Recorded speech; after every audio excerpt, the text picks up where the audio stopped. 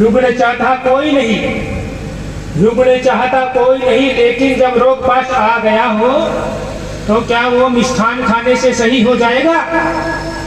किंचित मात्र भी नहीं, किंचित मात्र भी वो रोग सही नहीं हो पाएगा महोदय। रोग के लिए तो औषधि लेनी ही होगी, और वो औषधि जैसे विषय है कि अहिंसात्मक विचारधारा ही हितकर है। किसके लिए? विश्व की शांति के लिए। तो महोदय, अहिंसात्मक विचारधारा एक अपवादजनक स्थिति है। उस अपवादजनक स्थिति का सामना हिंसा रूपी दवाई से ही किया जा सकता है महोदय। जब बात करते हैं विश्व की, तो विश्व महोदय एक अकेला नहीं है। विश्व 195 देशों का समूह है। 195 देश की बात करें महोदय, तो हम हमारे हाथ को देख सकते हैं। हमारे हाथ में 5 उंगलियां हैं, 5 उंगलियां बराबर नहीं है। उसी प्रकार विश्व के 195 देश, 195 देशों की विचारधारा एक समान नहीं हो सकती। उन्हें कितना भी शांति और अहिंसा का पाठ पढ़ा दो, उन्हें कितना भी शांति और अहिंसा का पाठ पढ़ा दो, वो सुधरने वाले नहीं हैं महोदय।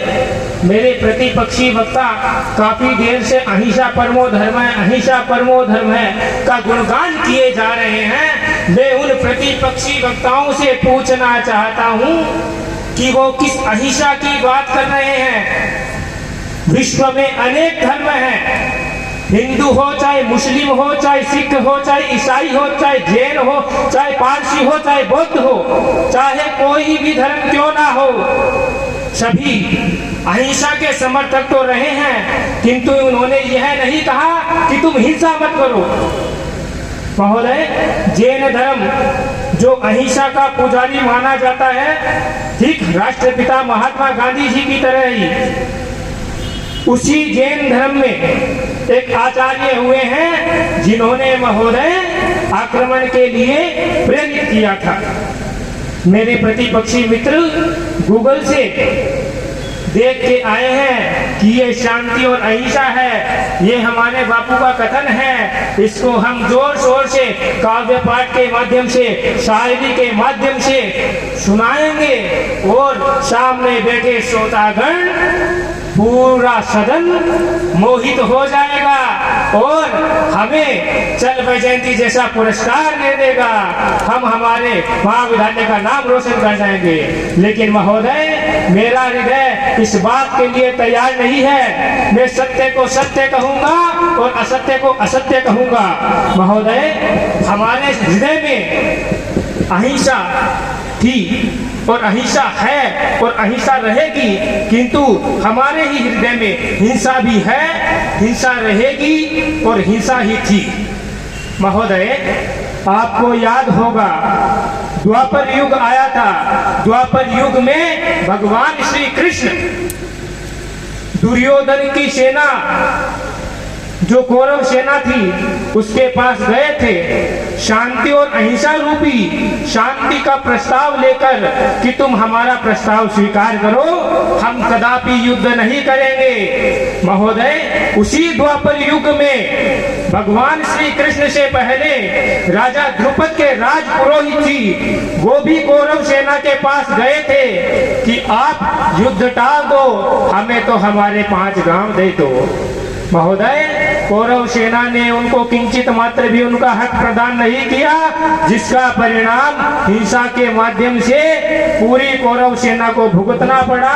पांडव सेना ने संपूर्ण कौरव सेना का विनाश कर दिया महोदय। भारत एक ऐसा देश है जिसमें सदैव से ही अहिंसा, सदैव से ही अहिंसा उसके हृदय में विराजमान रही है।